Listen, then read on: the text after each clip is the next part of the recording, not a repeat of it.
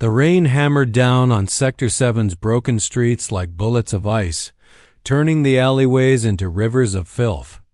Kai pressed himself against a crumbling wall, his 17-year-old frame too thin beneath his tattered jacket, ribs showing through torn fabric.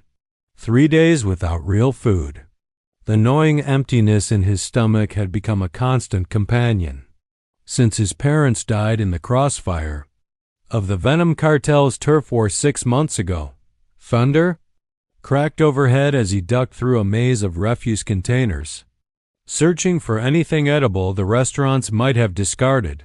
That's when he heard it, a soft, terrified whimper cutting through the storm's fury. Kai froze. In this part of the city, compassion got you killed. But something in that sound, so vulnerable and desperate, pulled at the last shred of humanity he hadn't lost to the streets. He found her collapsed against a dumpster, and his breath caught despite the cold rain streaming down his face. She was the most beautiful creature he'd ever seen, navy blue skin that seemed to shimmer even in the darkness. Long blonde hair plastered to her shoulders, delicate crystalline antennae drooping weakly from her forehead.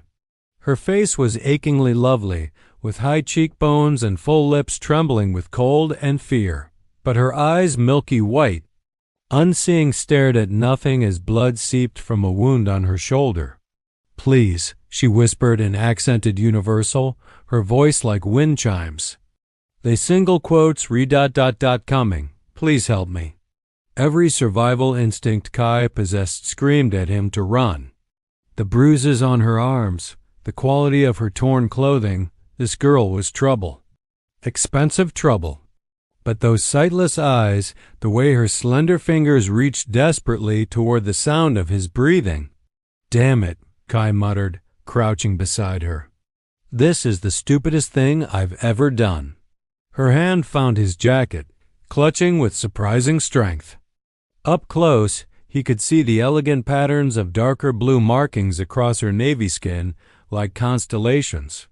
She was maybe his age, petite and fragile-looking, despite being clearly from an alien species he didn't recognize. "Can you stand?" he asked. She shook her head, exhausted. I can't see. I've never. The world is so loud and I'm lost." Kai glanced down the alley. Distant shouts echoed between buildings, her pursuers getting closer. He made his decision in a heartbeat, hooking his arms under her knees and shoulders. She weighed almost nothing, despite being nearly as tall as him. "Hold on to me," he said softly, and she wrapped her arms around his neck, her face pressing against his shoulder as he straightened. Her blonde hair, rain-soaked and cool, brushed against his cheek. As he carried her deeper into the labyrinth of slums he knew by heart. Her antennae twitched weakly against his throat, and she whispered, "Thank you." "Your heart? I can feel it. It's beautiful." Kai didn't answer, focusing on the treacherous path ahead. Ignoring how right she felt in his arms, Kai's underground shelter was little more than a forgotten maintenance room beneath an abandoned transit station, accessible only through a collapsed tunnel he'd cleared years ago. He laid the alien girl on his only blanket, threadbare and stained but clean, and lit the salvaged glow sticks that cast everything in pale blue light. "Where are we?" she asked, those milky eyes turning toward his voice as he rummaged through his meager supplies. "Somewhere safe. Somewhere they won't find you." He pulled out a med kit he'd stolen from a clinic 2 months ago, unused until now. "I'm going to look at your shoulder. It might hurt." She nodded, and he carefully peeled back the torn fabric of her shirt. The wound wasn't deep, but it needed cleaning. As he worked, he tried not to notice how her navy blue skin seemed to glow softly in the dim light, or how her blonde hair had dried into waves that framed her face like a halo. "I'm Solara," she said quietly as he applied antiseptic. She didn't flinch, though her fingers clutched the blanket. "What's your name, kind stranger?" "Kai." He wrapped her shoulder with careful precision, his scarred hand surprisingly gentle. "You're not from around here." A sad smile touched her lips. "No, my home is very far away." I came here with my father, but there was an attack. I ran and got separated from my guards. I've been wandering for hours, maybe days. Time feels different when you can't see. How long have you been blind? Kai asked, securing the bandage. Since birth. My people sense the world differently through touch, sound, and. Her delicate fingers reached up, finding his hand, through emotions. Hearts have colors. Did you know that? Sounds silly, I suppose. Her touch sent an unexpected warmth through his chest. What color is mine? Solara's antennae twitched as she held his hand between both of hers, her expression concentrating. Silver blue, she whispered. Like starlight struggling through clouds. You've known so much pain, but you haven't let it consume your kindness. It's rare, beautiful. Kai swallowed hard, suddenly aware of how close they were, how her face had tilted up toward him. I'm nothing special.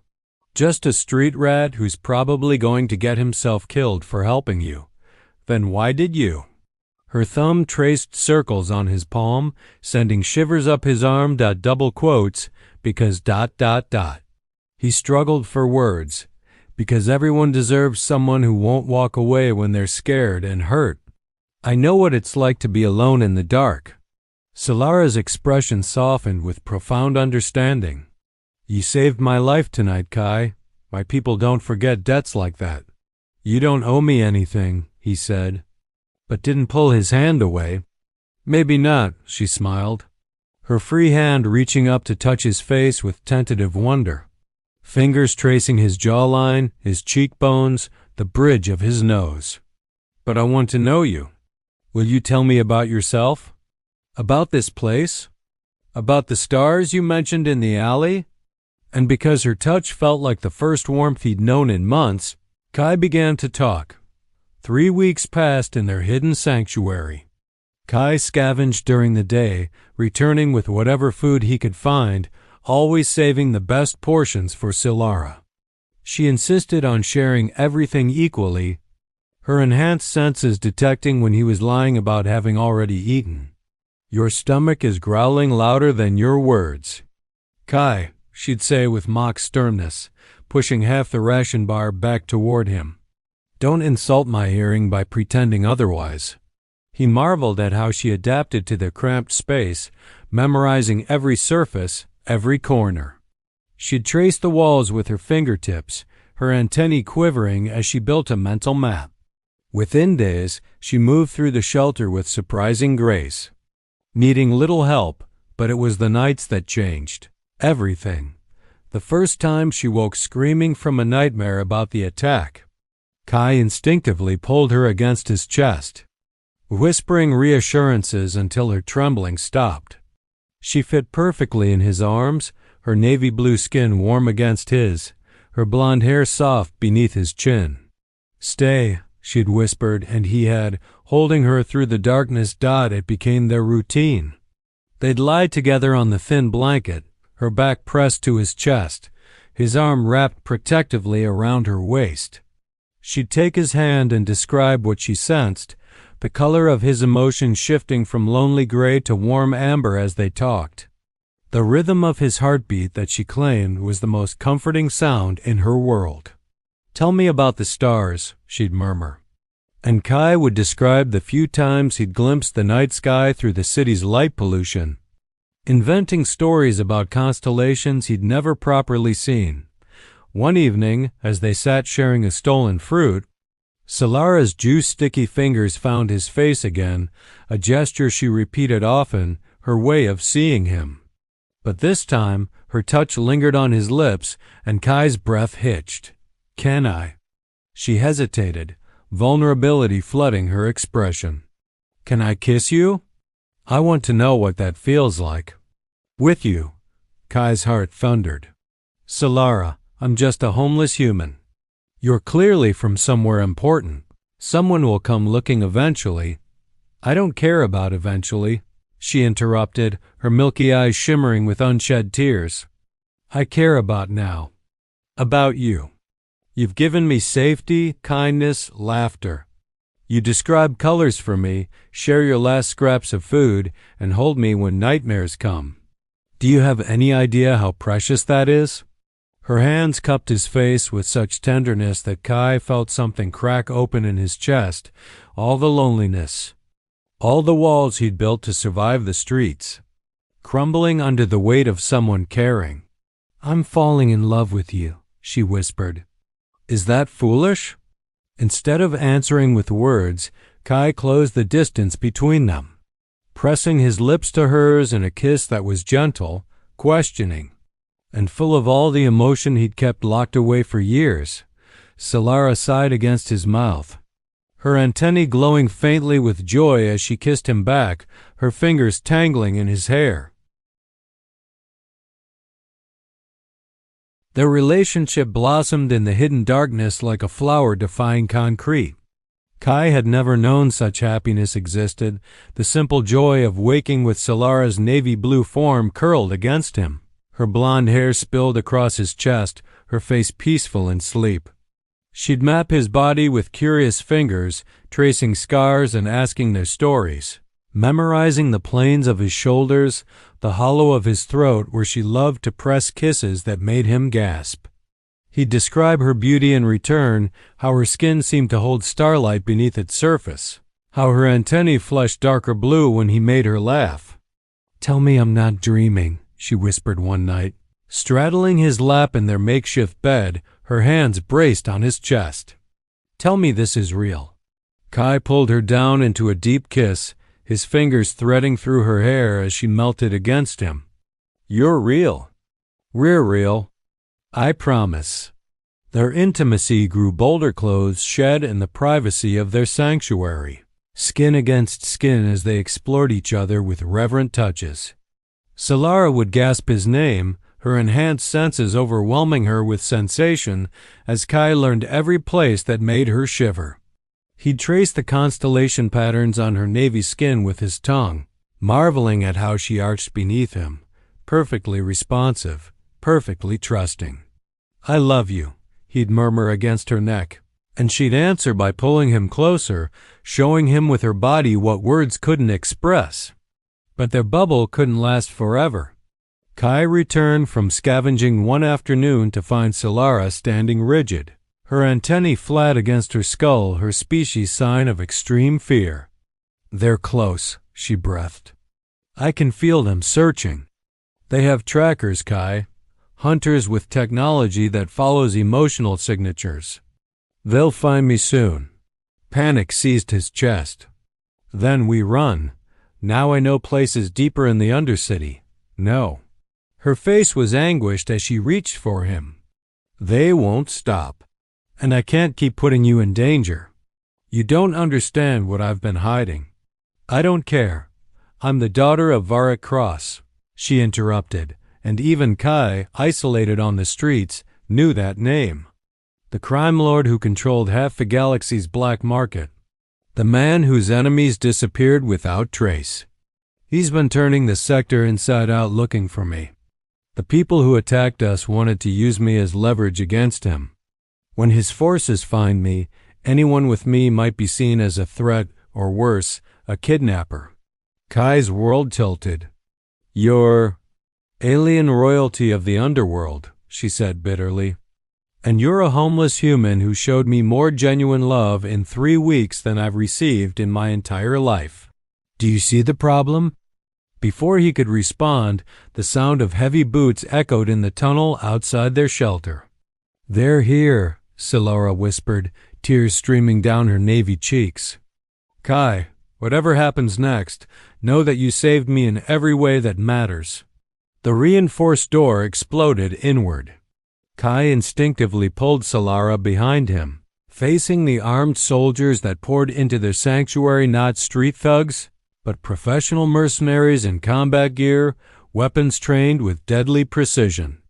"Stand down," a voice commanded, and a massive alien figure entered, features similar to Solara's but masculine, scarred, his presence radiating lethal authority. Varric Cross himself. "Father," Solara said quietly, stepping around Kai despite his attempt to shield her.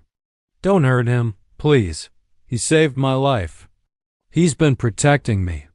The crime lord's gaze swept over their shelter, the single blanket, the meager supplies, the obvious poverty. His eyes lingered on how his daughter positioned herself protectively in front of the human boy, their hands intertwined. "Protecting you?" Varek's voice was dangerous. "Or holding you hostage?" "He carried me through a storm when I was wounded and blind and terrified," Solara said fiercely, her antennae flaring. "He shared his last food, gave me his only blanket, held me through nightmares, and asked for nothing in return. He didn't know who I was. He just saw someone who needed help, and he helped. Do you understand? He loved me when I was nobody." Kai found his voice.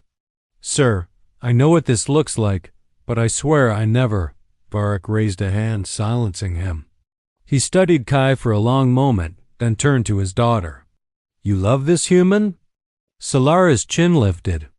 "With everything I am. He's a street orphan with nothing to his name." "He's a man with more honor than most of your lieutenants combined," she countered. "And if you punish him for showing kindness, then I'll never forgive you." The crime lord sighed, a sound like boulders grinding together. "Solara, you've always had your mother's stubbornness." He looked at Kai again, something almost like respect flickering in his eyes. "You could have ransomed her, sold her location, taken advantage of her blindness. Why didn't you?" Kai met his gaze steadily, despite the trembling in his limbs. "Because she's not a commodity. She's the most remarkable person I've ever met. And I love her." Silence stretched. Then Varek nodded slowly. "Stand down," he told his soldiers. To Kai, "My daughter's empathic abilities don't lie. She says your heart is true, and I've learned to trust her judgment. You saved her life. That debt means something to my people." He produced a credit chip worth more than Kai had seen in his entire life. "This is yours. Enough to start over. Anywhere in the galaxy."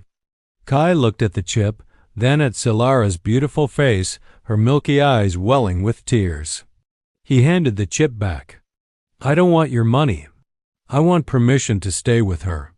As her equal, not some kept charity case. Let me earn my place beside her."